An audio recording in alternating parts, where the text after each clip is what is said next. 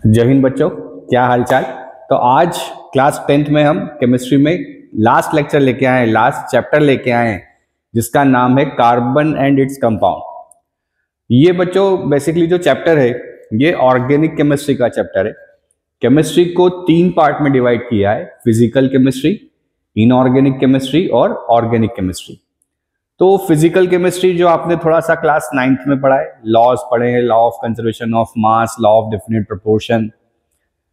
Inorganic chemistry जो पहले 3 chapters हमने पढ़े हैं, chemical reaction equation, acid base and salt, और जो है हमारा मेटल नॉन मेटल, ये इनऑर्गेनिक केमिस्ट्री का पार्ट है।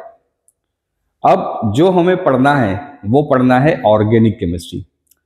बेसिकली बच्चों ऑर्गेनिक केमिस्ट्री थोड़ा सा कहा जाए तो ट्रिकी पार्ट है ना। यहाँ पे चीजें थोड़ी सी कॉम्प्लेक्सिटी के अंदर है, बट 10th क्लास में आपको डरने की जरूरत नहीं है। 10th क्लास में इतना नहीं होता, बट फिर भी थोड़ी कुछ चीजें आपको याद रखनी पड़ेंगी। तो थोड़ा सा यहाँ पे आपको बहुत माइंडसेट बना के चलना पड़ेगा कि चीजें हमें थोड़ी याद रखनी है। कुछ नई टर्मिनोलॉजीज आने वाली है ना, उनको ध्यान रखना है। एक IUPAC नॉमेनक्लेचर करके आता है, उसको समझना है। तो थोड़ा सा यहाँ पे हमें समझने वाला पार्ट थोड़ा ज्यादा है, बट घबराने वाली बात नहीं है। जब तक हम हैं तब तक क्या गम है। इसलिए अपनी कॉपी और पेन निकाल लीजिए, नोट्स बनाना स्टार्ट कीजिए, और हम स्टार्ट करते हैं हमारा लास्ट चैप्टर केमिस्ट्री का क्लास 10th में, वो है कार्बन एंड इट्स कंपाउंड। तो बच्चों जैसा चैप्टर का नाम ही है कार्बन एंड इट्स कंपाउंड, इसका मतलब इस पूरी पिक्चर का जो हीरो है वो हीरो कौन है? कार्बन। तो ऐसा इस कार्बन में क्या खास बात है कि इसको लेके एक पूरा चैप्टर बनाया है हमने। नाइट्रोजन एंड इट्स कंपाउंड तो नहीं पढ़ा, हमने सल्फर एंड इट्स कंपाउंड तो नहीं पढ़ा, बट हम इसको ही क्यों पढ़ रहे हैं? इसका ऐसा क्या कार्बन का जो कंट्रीब्यूशन है केमिस्ट्री में कि इसके नाम पे एक पूरा चैप्टर बना दिया गया है। ठीक है, तो स्टार्ट करते हैं। क्या क्या कार्बन जी गुल खिलाते हैं।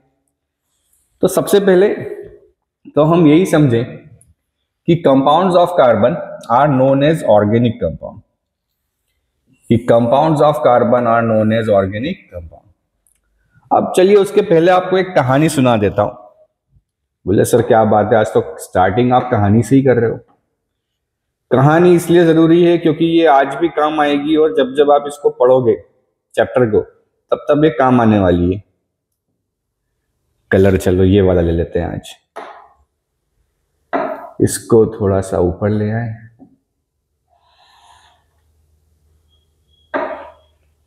तो स्टार्ट करते हैं हम लेक्चर को एक कहानी से।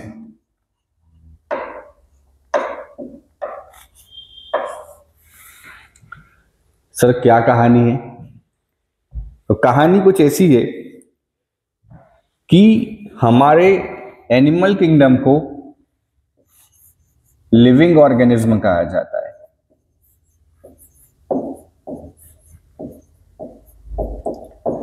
जो एनिमल किंगडम, प्लांट किंगडम है, it is known as the living organism. अब थोड़ा सा नाम में चले कि क्या बोलते हैं। इस केमिस्ट्री का नाम क्या है? कार्बन वाली केमिस्ट्री का ऑर्गेनिक कंपाउंड। क्या कुछ सिमिलरिटी हम देख पा रहे हैं? देखो जरा, क्या ये वर्ड दोनों में कॉमन है? ऑर्गन, ठीक है। तो ऑर्गेनिक केमिस्ट्री का जो मतलब होता है pertain to life. Pertain to life का मतलब जो हमारी लाइफ से कंसर्न्ड है, जो हमारी लाइफ से रिलेटेड है ना, उसे क्या कहा गया है? ऑर्गेनिक केमिस्ट्री कहा गया है। देखा ये गया कि 18th सेंचुरी के अंदर सबसे पहले एक साइंटिस्ट आए इन 18th सेंचुरी, आई थिंक 1865 की बात है, Berzelius.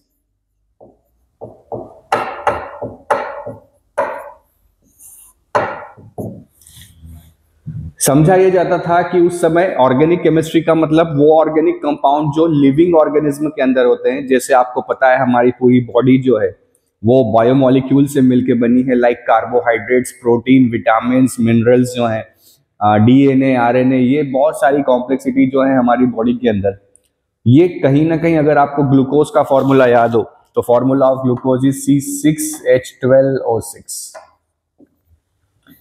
Which is also having a carbon. और ये सबसे ज्यादा मिलने वाला ऑर्गेनिक कंपाउंड है, क्योंकि लिविंग ऑर्गेनिज्म इसके बिना काम ही नहीं करता। प्लांट भी फोटोसिंथेसिस के थ्रू जो है ग्लूकोज बनाते हैं, और हम लोग भी जब खाना खाते हैं तो एनर्जी जो हमें मिलती है वो it is in the form of glucose ही होती है। तो बर्जीलियस साहब ने ये कहा कि ऑर्गेनिक कंपाउंड्स ये वो कंपाउंड्स हैं जो नेचुरली ऑकरिंग होते हैं किसके अंदर, ऑर्गेनिक सब्सटेंस के अंदर, ऑर्गेनिज्म के अंदर, लिविंग ऑर्गेनिज्म के अंदर, and we can not synthesize them in laboratory, और हम उनको लेबोरेटरी में बना नहीं सकते हैं।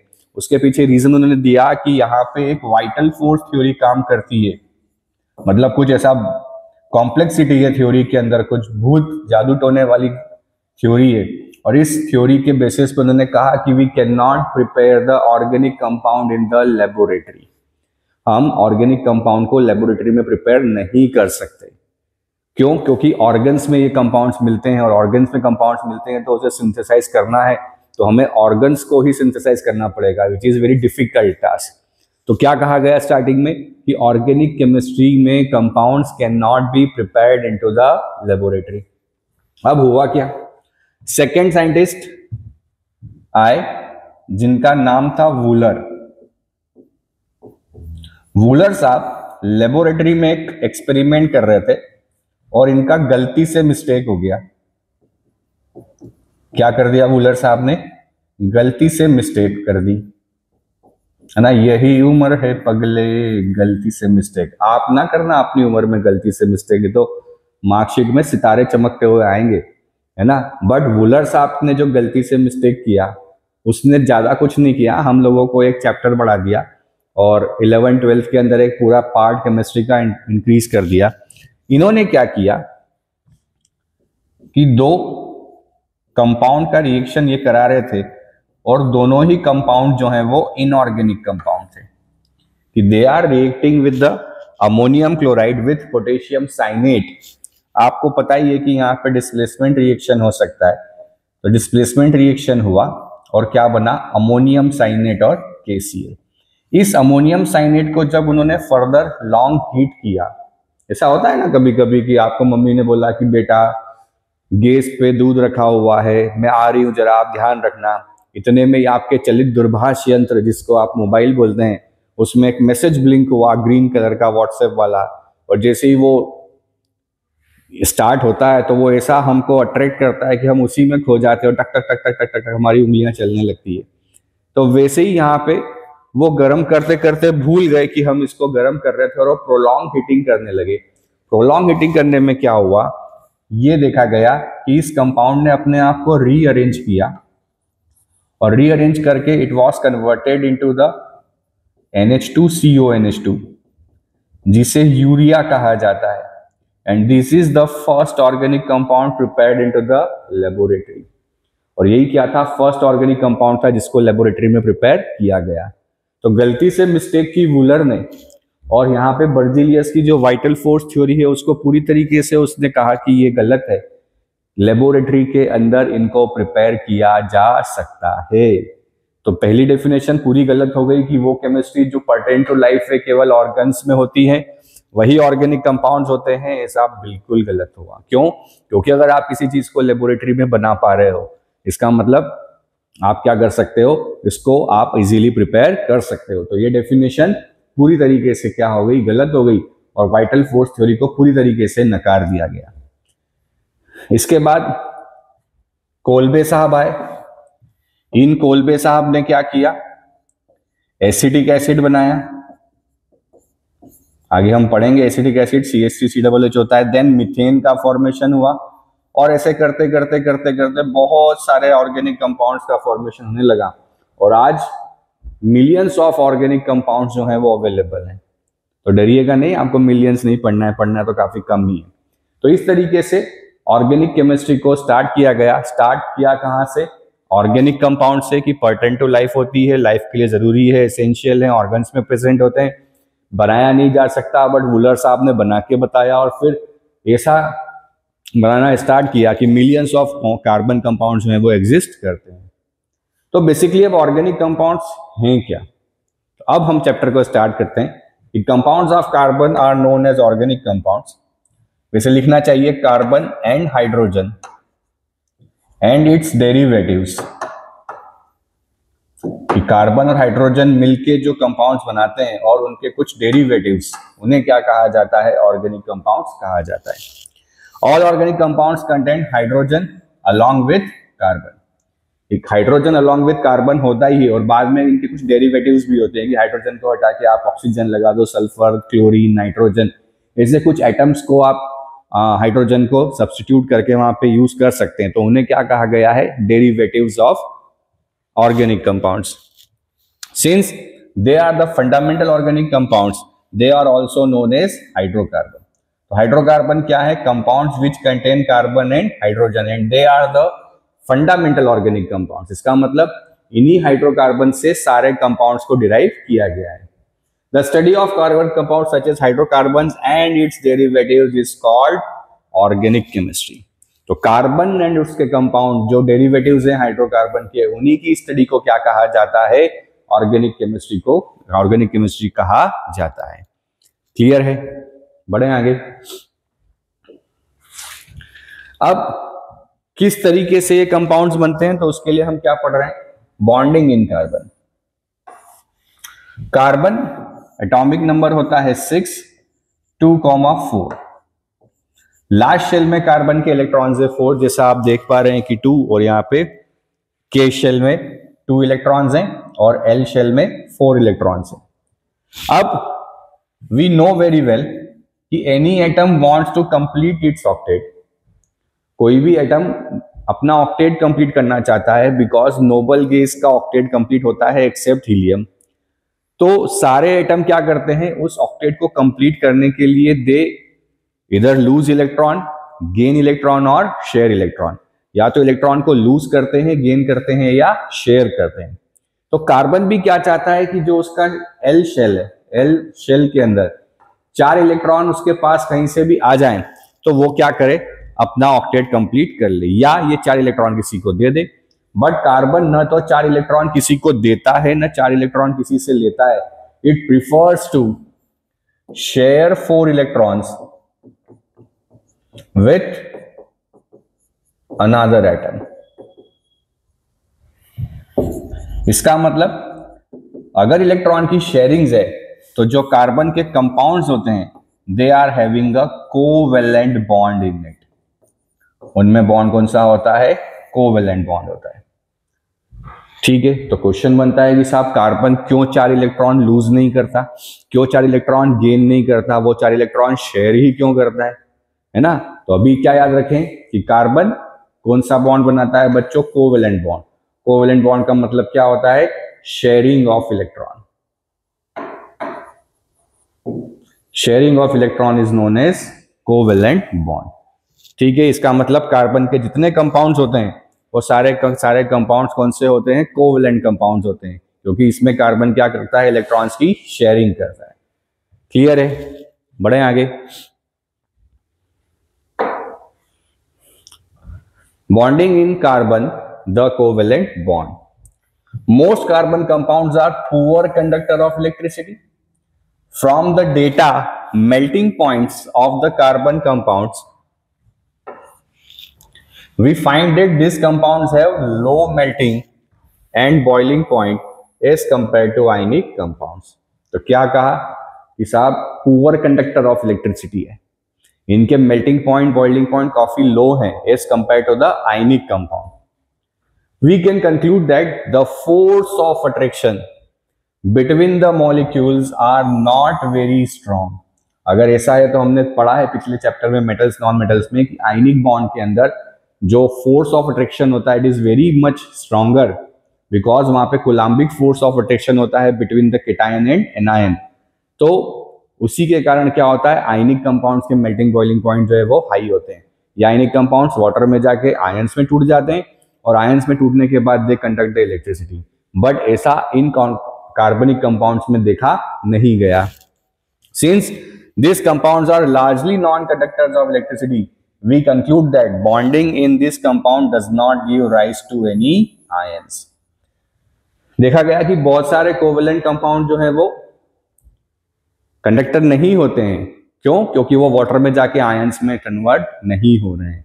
इसीलिए इन कंपाउंड्स को क्या नाम दिया गया? Covalent compounds. तो क्या होते हैं covalent compounds? A covalent bond is a chemical bond that involves the sharing of electron pairs between atoms to achieve a stable electronic configuration like that of a noble gas। कि कोई भी atom to achieve the noble gas electronic configuration to become the stable, they are having a tendency to share electron with another atom to complete its stable electronic configuration। कोई भी atom noble gas electronic configuration achieve करने के लिए दूसरे atom के साथ क्या करता है? इलेक्ट्रॉन्स की शेयरिंग करता है। In the case of carbon, it has 4 electron in its outermost shell and needs to gain और lose 4 electrons to attain noble gas configuration. If it were to gain और लूज इलेक्ट्रॉन्स, देन क्या होगा? तो अगर ये electron lose करे या gain करे तो ये या तो C4+ बनाएगा या C4- बनाएगा। But carbon do not do this. Carbon न तो 4 इलेक्ट्रॉन किसी को देता है, ना 4 इलेक्ट्रॉन किसी से लेता है। तो क्वेश्चन यही बनता है कि why carbon do not make C4+ ion या C4- आयन। तो सबसे पहले समझते हैं कि C4- आयन क्यों नहीं बनाता। It could gain 4 electrons forming C4- ion, but it would be difficult for the nucleus with 6 protons to hold on to 10 electrons। चलो समझते हैं। Carbon atomic number 6, electronic configuration लिखें 2,4। अगर ये C4- बना ले तो क्या हो जाएगा? इलेक्ट्रॉन कितने हो गए? 8। अब यहां पे जो प्रोटॉन्स हैं, प्रोटॉन हमेशा कितने हैं? 6। तो पहले 6 प्रोटॉन्स को केवल 6 प्रोटॉन को केवल 6 इलेक्ट्रॉन्स पे फोर्स ऑफ अट्रैक्शन लगाना था। बट जैसे ही कार्बन अगर 4 इलेक्ट्रॉन गेन कर ले तो टोटल नंबर ऑफ इलेक्ट्रॉन्स अब कितने हो गए हैं? 10। तो अब 6 प्रोटॉन को कितने इलेक्ट्रॉन पे फोर्स ऑफ अट्रैक्शन लगाना है? 10। ऐसा इसको समझो कि सपोज आपके घर में 5 लोग हैं और आपके पापा 5 समोसे लेके आ गए, तो सबको एक एक समोसा मिलने वाला है। पर अगर बाहर से आपके नाना नानी या मामा मम्मी आ गए तो अब क्या होगा? समोसे तो 5 ही है, पर खाने वाले लोग कितने हो गए? 7। तो अब क्या होगा? उसमें से जो आपका हिस्सा था वो थोड़ा कम हो जाएगा। तो वैसे ही नंबर ऑफ प्रोटॉन जो फोर्स लगाते हैं इलेक्ट्रॉन्स पे, उनका नंबर तो सेम ही है। पर अगर कार्बन 4 इलेक्ट्रॉन गेन कर ले तो 4 इलेक्ट्रॉन गेन करने पर यहाँ टोटल इलेक्ट्रॉन हो जाते हैं 10। तो इस न्यूक्लियस को जो 6 प्रोटॉन वाला है, it is very difficult to hold this 10 electron. उस न्यूक्लियस के लिए 10 इलेक्ट्रॉन को होल्ड करना बड़ा डिफिकल्ट हो जाता है। इसलिए इलेक्ट्रॉन वापस क्या होते हैं? वहां से बाहर निकल जाते हैं और इलेक्ट्रॉन गेन कार्बन नहीं कर पाता। तो यही लिखा है, it could gain 4 electrons forming C4- ion, but it would be difficult for the nucleus with 6 protons to hold on to 10 electrons, that is 4 extra electron. 4 extra electron आने के बाद वो न्यूक्लियस इन इलेक्ट्रॉन्स को होल्ड नहीं कर पाता। ठीक है सर, गेन मत कर, लूज कर दे दे किसी को, दान देना तो अच्छी बात है, पर कार्बन उसमें भी नाटक करता है। ऐसा क्यों करता है? वी नो वेरी वेल कि किसी भी एटम के अंदर न्यूक्लियस होता है और उसके अंदर फिर इलेक्ट्रॉन्स जो हैं वो शेल्स में रिवॉल्व करते हैं। अब सारे के सारे इलेक्ट्रॉन पे जो न्यूक्लियस है वो फोर्स ऑफ अट्रैक्शन लगाता है। मतलब सारे इलेक्ट्रॉन किसके प्यार में पड़े हुए हैं? सारे इलेक्ट्रॉन प्यार में पड़े हुए हैं किसके? न्यूक्लियस के, है ना। अब अगर हम चाहें कि यहां से एक इलेक्ट्रॉन को भगा ले जाएं, तो किसी को भी भगा के ले जाना इतना आसान नहीं है। बोले सर क्या भगाने की बात कर रहे हो? अरे भाई तुम ना पड़ जाना प्यार व्यार के चक्कर में, है ना, बहुत खतरनाक चीज है। तो अगर यहां से हमें एक इलेक्ट्रॉन निकालना है तो न्यूक्लियस के प्यार में कौन पड़ा हुआ है? इलेक्ट्रॉन। तो जब तक ये प्यार खत्म ना हो तब तक इलेक्ट्रॉन भागने को तैयार नहीं है। तो इसी चीज को, किसी भी एटम से इलेक्ट्रॉन को बाहर निकालने के लिए हमें उस एटम को एक्स्ट्रा एनर्जी देनी पड़ती है। क्या करनी पड़ती है? एक्स्ट्रा एनर्जी देनी पड़ती है। और जब वो एक्स्ट्रा एनर्जी देते हैं तो ये जो फोर्स ऑफ अट्रैक्शन है बिटवीन द न्यूक्लियस और इलेक्ट्रॉन, ये फोर्स ऑफ अट्रैक्शन ओवरकम होता है और इलेक्ट्रॉन यहां से बाहर निकल के आता है। तो ऐसे कार्बन को कितने इलेक्ट्रॉन निकालने हैं? 4। तो आपको 4 बार किसी के घर में से किसी को भगाना है, तो पहली बार आप किसी को भगा के ले जाओगे तो वो दूसरी बार ज्यादा चौकन्ना हो जाएगा, तो आपको एफर्ट ज्यादा लगाने पड़ेंगे। 2 बार भगाने के बाद तीसरी बार भगाना हो तो वो और ज्यादा केयर करेगा, चौथे में और केयर होगा। तो वही चीज है कि जैसे जैसे number of electron carbon atom में से कम होते जाते हैं, वैसे वैसे जो न्यूक्लियस का force of attraction remaining electrons पे है वो बढ़ने लगता है, और उसके बढ़ने के कारण हर बार एक इलेक्ट्रॉन निकालने के लिए जो एनर्जी देनी पड़ती है वो वैल्यू क्या होती है? बढ़ती जाती है। तो लास्ट में ओवरऑल इतनी एनर्जी देनी पड़ती है कार्बन को कि इतनी एनर्जी देना प्रैक्टिकली पॉसिबल नहीं है।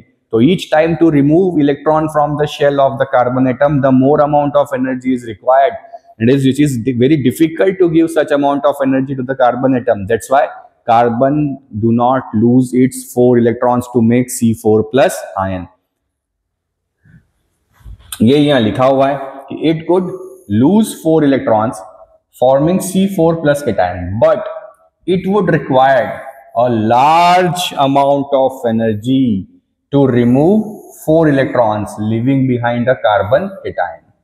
It is required a very large amount of energy for removing 4 electrons leaving behind a carbon cation with 6 proton in its nucleus holding on to just 2 electrons.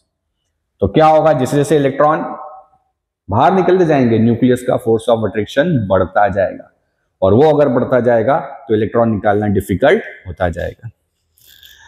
Carbon overcome this problem by sharing it's valence electrons with other atom, और इसी problem को overcome करने के लिए carbon क्या करता है? Electron को शेयर करता है, और with atoms of other elements. Not just carbon but many other elements form molecules by sharing electrons in this manner. तो ऐसा नहीं है कि सिर्फ कार्बन, बहुत सारे molecule like sulphur, nitrogen, oxygen, hydrogen, chlorine, fluorine, bromine, iodine, they all are having a tendency to share the electrons, और वो इस तरीके से क्या करते हैं? कोवेलेंट कंपाउंड बनाते हैं। क्लियर है? तो बड़ा इंपॉर्टेंट क्वेश्चन है जिसका आंसर यही है। क्वेश्चन यहां लिख देता हूं कि why carbon do not make C4 plus और C4 माइनस आयन, या क्या बन जाएगा क्वेश्चन कि why carbon make covalent bonds in its compound. दोनों का रीजन एक ही है कि कार्बन अपने कंपाउंड्स में कोवेलेंट बॉन्ड क्यों बनाता है, या कार्बन C4 प्लस और C4 माइनस आयन क्यों नहीं बनाता है। क्लियर है? आया समझ में? बढ़े आगे। चलिए, अब हमें कुछ मॉलिक्यूल्स का फॉर्मेशन करना है कि कैसे वो इलेक्ट्रॉन्स की शेयरिंग करते हैं। तो कुर्सी की पेटी बांध लीजिए, हम आ चुके हैं कोवेलेंट बॉन्ड फॉर्मेशन में। चलिए, सबसे पहला पॉइंट क्या रखना है कि राइट इलेक्ट्रॉनिक कॉन्फ़िगरेशन। क्या करना है? Write electronic configuration. Second, calculate last shell electron. Last shell electron को कैलकुलेट कर लो। और third point, share electron in such manner octet of atom must completed.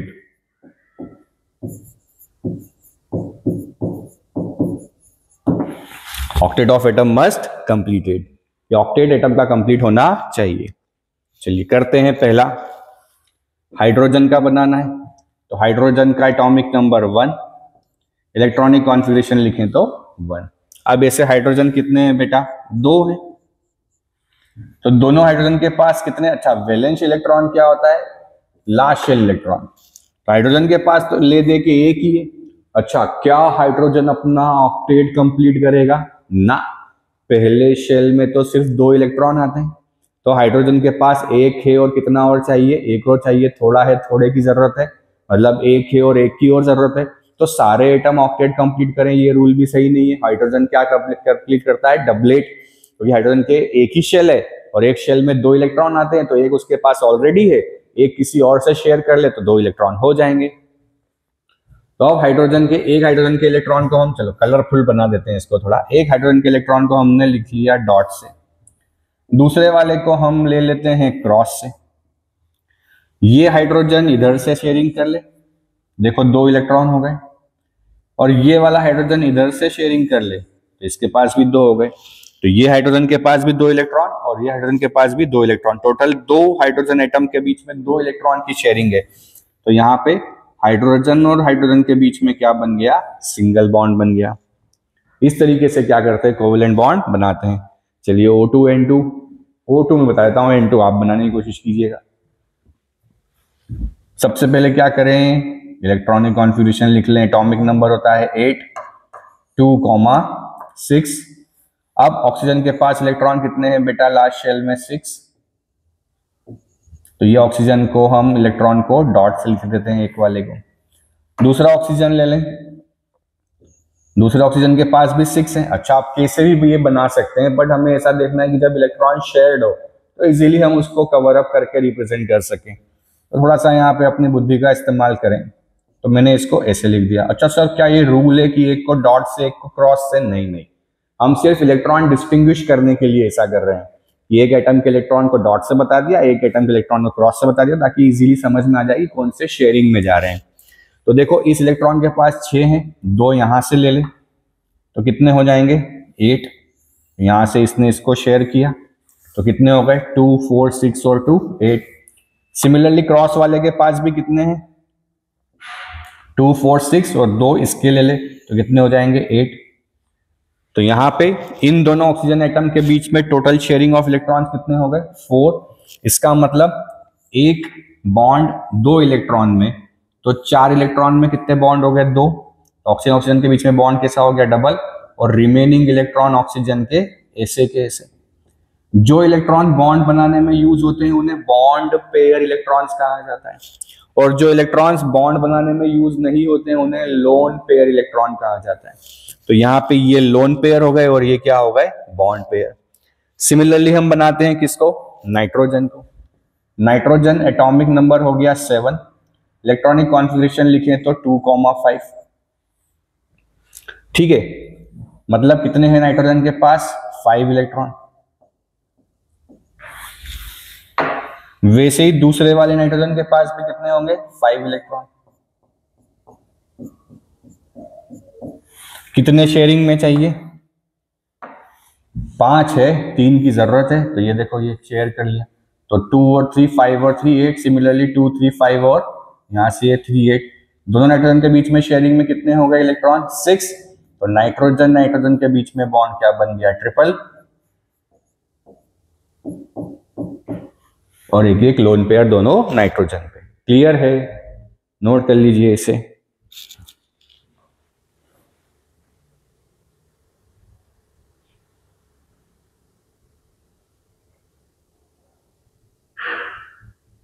बढ़े आगे।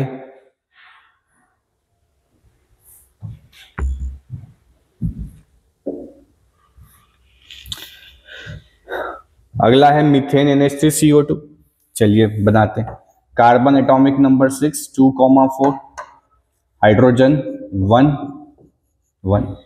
तो कार्बन के पास इलेक्ट्रॉन है 4। अब देखो कितने हाइड्रोजन जुड़े हुए हैं, 4 हाइड्रोजन जुड़े, मतलब ये कार्बन के 4 इलेक्ट्रॉन और 4 हाइड्रोजन जुड़े हैं, तो हर एक हाइड्रोजन का एक एक इलेक्ट्रॉन होगा।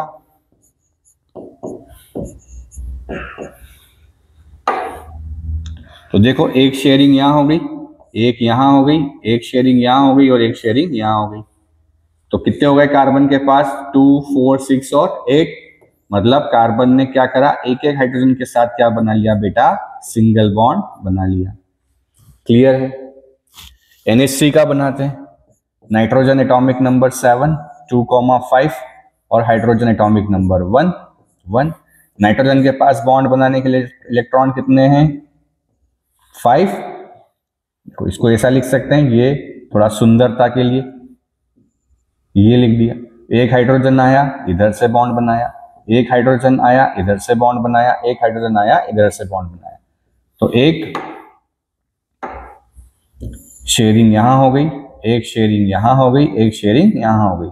तो क्या हो गया, अमोनिया में एक हाइड्रोजन इधर और एक इधर, और बचे हुए 2 इलेक्ट्रॉन ऐसे के ऐसे।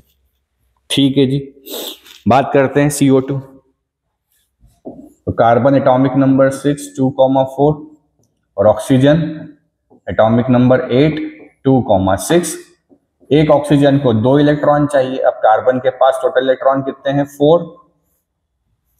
तो एक ऑक्सीजन इधर लगा दो, एक ऑक्सीजन इधर लगा दो। 1 2 3 4 5 6, 1 2 3 4 5 6। देखो एक शेयरिंग यहां हो गई, एक शेयरिंग यहां हो गई, तो क्या बन गया, C डबल बॉन्ड O और ये इलेक्ट्रॉन ऐसे के ऐसे।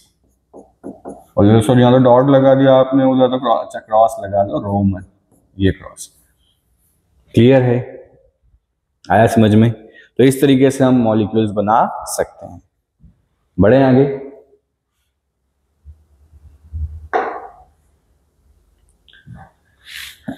फॉर्मेशन ऑफ सम मॉलिक्यूल, दोनों मोस्ट इंपॉर्टेंट है, आपके एग्जाम में पूछे गए हैं ऐसे कैसे। चलिए पहले इसको समझते हैं। क्योंकि ऑर्गेनिक केमिस्ट्री पढ़ रहे हैं तो एक बॉन्ड तो कार्बन कार्बन के बीच में बनाना पड़ेगा, ये बात ध्यान रखना। फिर इस कार्बन से कितने हाइड्रोजन जुड़े हैं, 3, तो ये 1, ये 2 और ये 3।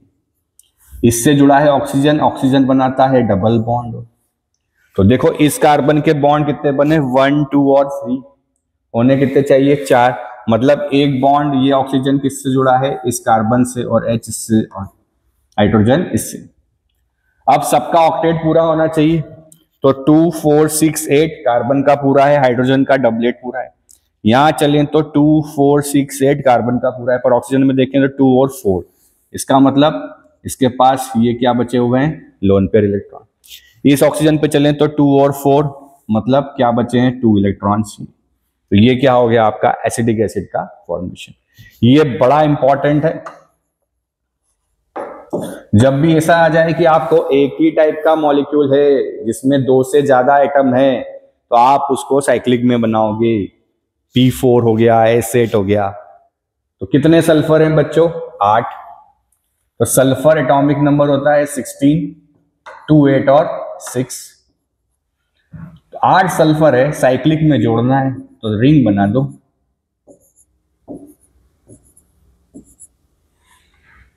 ठीक है जी, और सारे सल्फर को एक एक बॉन्ड के साथ आपस में जोड़ दो। कितने हो गए, 1 2 3 4 5 6 7 8। कितने होने चाहिए, 8, 6 तो हैं। तो देखो 1 2 3 4 5 6 7 8, 5 6 7 8, 5 6 7 8, 5 6 7 8, 5 6 7 8, 5 6 7 8, 5 6 7 8, 5 6 और 7 8। ये हो गया आपका एसिड। बहुत बार आपकी एग्जाम में पूछा हुआ, मोस्ट इंपॉर्टेंट, नोट कर लीजिए इसे।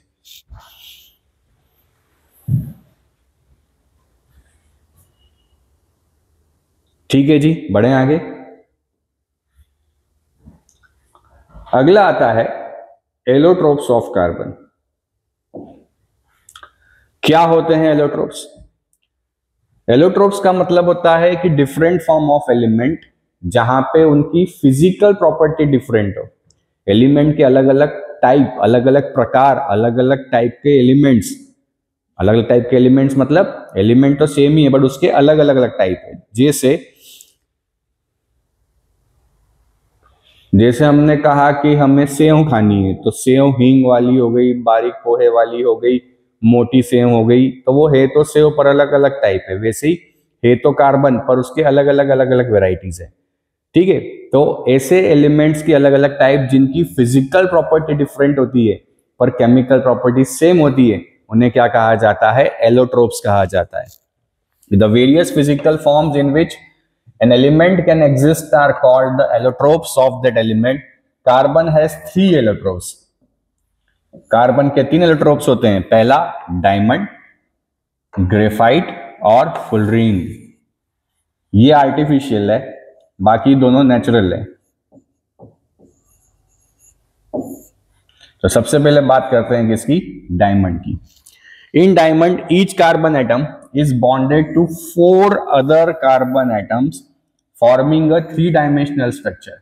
आप देख लो, जैसे इस कार्बन को अगर हम उठा लें तो ये एक कार्बन से ये दूसरा कार्बन, ये तीसरा कार्बन और ये चौथा कार्बन। तो यहाँ पे पूरे स्ट्रक्चर में क्या होता है, एक कार्बन एटम 4 कार्बन एटम से सराउंडेड में जुड़ के एक सॉलिड रिजिड स्ट्रक्चर बनाता है। The rigid structure of diamond makes it very hard substance. और उस रिजिड स्ट्रक्चर के कारण क्या होता है, डायमंड बहुत हार्ड सब्सटेंस होता है। It is a non conductor of electricity since there are no free electrons in a diamond crystal. We know very well कि कार्बन का एटॉमिक नंबर 6, इलेक्ट्रॉनिक कॉन्फिगरेशन लिखे तो 2,4, 4 इलेक्ट्रॉन वैलेंस शेल में है और carbon 4 bond बना चुका है, तो उसके पास कोई फ्री इलेक्ट्रॉन नहीं है। और फ्री इलेक्ट्रॉन नहीं है इसलिए कार्बन किसी भी टाइप का कोई यहाँ पे करंट इलेक्ट्रिसिटी कंडक्ट नहीं करता, क्योंकि करंट इलेक्ट्रिसिटी के लिए क्या होना चाहिए, फ्री इलेक्ट्रॉन का होना जरूरी है। It can be synthesized by subjecting pure carbon to a very high pressure and temperature. इधर आओ, इधर आओ। डायमंड बनाना चाहोगे, मेथड पता है डायमंड बनाने का, बड़ा आसान सा मेथड है। एक कोयले का टुकड़ा लेना, ठीक है, अपने घर के पीछे एक गड्ढा करना, उस कोयले के टुकड़े को उस गड्ढे में डाल के वापस गड्ढा फिल कर देना, और ज्यादा नहीं 3-4 हजार साल बाद जब आप वापस आके देखोगे तो वो कोयला जो है वो किसमें कन्वर्ट हो चुका होगा, डायमंड के अंदर। तो बड़ा सिंपल सा प्रोसेस है जो कि हाई प्रेशर और टेम्परेचर पे होता है ना। तो ज्यादा नहीं 3-4 हजार साल में वो कोयला जो है कन्वर्ट हो जाएगा किसके अंदर, डायमंड के अंदर। बोले सर क्या मजाक करते हो आप। ठीक है बेटा, तो इंपॉर्टेंट पॉइंट क्या है कि यहाँ पे एक कार्बन 4 कार्बन से जुड़ा होता है, कोई फ्री इलेक्ट्रॉन नहीं होता, नो फ्री इलेक्ट्रॉन, इसलिए इलेक्ट्रिसिटी कंडक्ट नहीं करता। सॉलिड सब्सटेंस है, one of the hardest substance present on the earth है। उसके अलावा डायमंड के जो एजेस होते हैं they are very sharp edges it is having, और उन शार्प एजेस के कारण इसकी जो कटिंग होती है वो बड़ी प्रिसाइज होती है। इसीलिए डायमंड का जो यूज है वो ग्लास कटिंग या सर्जिकल इंस्ट्रूमेंट्स को बनाने में किया जाता है। सर्जरी जो ऑपरेशन बोलते हैं ना, चीरफाड़ करना, ये हार्ट का ऑपरेशन और कट लगाने में लंग्स कट गया तो कहानी खत्म हो जाएगी। तो जहां पे बहुत प्रिसाइज कटिंग चाहिए वहां पे इसका यूज किया जाता है, इसलिए सर्जिकल इंस्ट्रूमेंट्स में इसका यूज किया जाता है क्योंकि इसकी एजेस बड़ी शार्प होती है। ठीक है बेटा, आया समझ में। चलिए अगला आता है ग्रेफाइट। देखो ग्रेफाइट का एक लेयर्ड स्ट्रक्चर है। यहां पे अगर किसी भी एक कार्बन एटम को हम पकड़ ले, जैसे इसको पकड़ लिया, तो यहाँ पे ये एक कार्बन, ये दूसरा कार्बन और ये तीसरा कार्बन। तो डायमंड में एक कार्बन 4 कार्बन से अटैच था, बट ग्रेफाइट में एक कार्बन केवल 3 कार्बन से एटम है, और 3 कार्बन से अटैच्ड है। तो यहाँ पे क्या होता है, फ्री इलेक्ट्रॉन अवेलेबल है, क्योंकि 4 वैलेंसी होती है, 4 में से 3 पे तो बॉन्ड बना चुका है, चौथे पे इलेक्ट्रॉन फ्री है। तो उस फ्री इलेक्ट्रॉन के कारण डायमंड क्या करता है, इलेक्ट्रिसिटी कंडक्ट करता है। Diamond is a non metal, sorry graphite is a non metal which conduct electricity. तो नॉन मेटल में कौन इलेक्ट्रिसिटी कंडक्ट करता है, graphite. In graphite, each carbon atom is bonded to 3 other carbon atom in the same plane, giving a hexagonal array. देख ही रहे हो आप hexagonal अरे, ऐसा ये हेक्सागोनल मैनर में जुड़ते जा रहे हैं, और ये क्या होता है, एक लेयर्ड स्ट्रक्चर होता है। One of the bonds is a double bond and this is the valency of carbon is satisfied. Graphite structure is formed by the hexagonal arrays being placed in layers one above other. तो layered होते हैं और ये layer एक दूसरे के ऊपर होती है, और सबसे अच्छी बात होती है कि ये लेयर जो है ये स्लीपरी होती है, एक दूसरे के ऊपर स्लिप करती है। और because of this slippery layer जो ग्रेफाइट है वो बहुत सॉफ्ट होता है, और इसका यूज किया जाता है as a solid lubricant. Diamond का यूज प्रिसाइज कटिंग में और ग्रेफाइट का यूज सॉलिड लुब्रिकेंट में किया जाता है। Graphite is smooth and slippery. It is a very good conductor of electricity due to the presence of free electrons. और free electron के कारण क्या होता है, बहुत अच्छा इलेक्ट्रिसिटी का कंडक्टर होता है। क्लियर है, बढ़े आगे। अगला आता है fullerene. It is a kind of artificial allotrope. ये एक आर्टिफिशियल एलोट्रोप है जिसके अंदर 60 carbon are arranged in a pentagonal और हेक्सागोनल रिंग आप देख सकते हो कि ये ring it is a pentagonal ring, एक हेक्सागोनल ढूंढ लेते हैं, ये रही हेक्सागोनल, ये हेक्सागोनल रिंग। तो ऐसे पेंटागोनल और हेक्सागोनल रिंग में कार्बन अपने आप को अरेंज करके इसको बनाते हैं। तो it is an allotrope of carbon containing cluster of 60 carbon atoms joined together to form spherical molecules.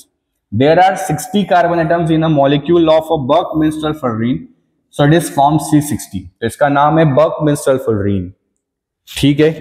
The allotrope was named Buckminster fullerene after the American architect Buckminster Fuller. तो pentagonal hexagonal ring में यहाँ पे carbon arrange होते हैं। अब इसका जो use होता है वो मेडिसिनल इंडस्ट्री में यूज होता है, इसको हम यूज जो है मेडिसिन इंडस्ट्री में करते हैं। साथ ही आप देख सकते हो कि it is just looks like a soccer, football के जैसा ये दिखता है। तो बकमिंस्टर फुलरेंस को सॉकर लाइक स्ट्रक्चर भी कहा जाता है, जो बड़ा इंपॉर्टेंट है। तो पॉइंट क्या है यहाँ पे कि कार्बन रिंग में जुड़े होते हैं, आर्टिफिशियल एलोट्रोप है, लेबोरेटरी में बनाया है। कार्बन इन अ पेंटागोनल और हेक्सागोनल रिंग के फॉर्म में ऐसे जुड़ते हैं कि वो स्ट्रक्चर कैसा बने, सॉकर लाइक बने। एप्लीकेशन पार्ट क्या है कि मेडिसिनल इंडस्ट्री में इसका यूज किया जाता है। तो बच्चों ये था आज का हमारा फर्स्ट लेक्चर, जिसके अंदर हमने कोवेलेंट बॉन्ड फॉर्मेशन, मॉलिक्यूल कैसे बनते हैं, कार्बन क्यों अपने इलेक्ट्रॉन्स को शेयर करता है, और कार्बन के एलोट्रोप्स को हमने पढ़ा। तो आज यही इसको खत्म करते हैं। सेकंड पार्ट में हम आएंगे कार्बन के वर्सटाइल नेचर पे, बड़ा इंपॉर्टेंट सा पार्ट है। तो ऐसे ही हंसते रहिए, मुस्कुराते रहिए, पढ़ते रहिए, और वीडियो अगर अच्छा लगा हो तो लाइक, शेयर, सब्सक्राइब, फॉलो करते रहिए। Thank you. जय हिंद।